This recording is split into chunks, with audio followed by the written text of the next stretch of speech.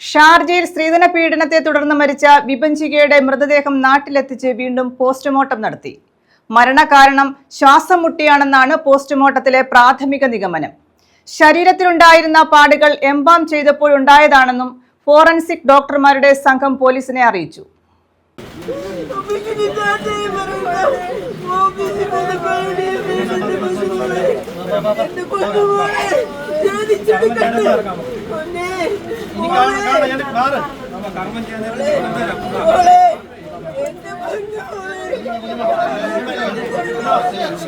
വിഭജികയുടെ മൃതദേഹം ബുധനാഴ്ച വൈകിട്ട് കേരളപുരത്തെ വീട്ടുവളപ്പിൽ സംസ്കരിച്ചു.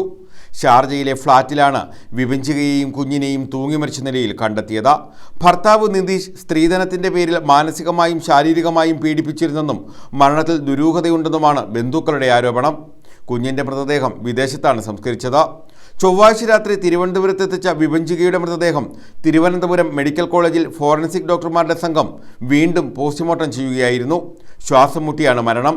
ഇൻക്വസ്റ്റിൽ ശരീരത്തിൽ ചില പാടുകൾ കണ്ടിരുന്നു. ഇത് എംബാം ചെയ്തപ്പോൾ ശരീരത്തിൽ കുത്തിവയ്പ് നടത്തിയതാണെന്നാണ് ഡോക്ടർമാരുടെ നിഗമനം.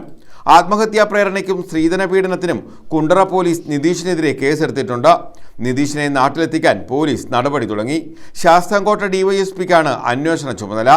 ഷാർജ പോലീസിന്റെ അന്വേഷണത്തെക്കാൾ കേരള പോലീസ് നടത്തുന്ന അന്വേഷണത്തിലാണ് കുടുംബത്തിന് കൂടുതൽ വിശ്വാസമെന്ന് സഹോദരൻ പറഞ്ഞു.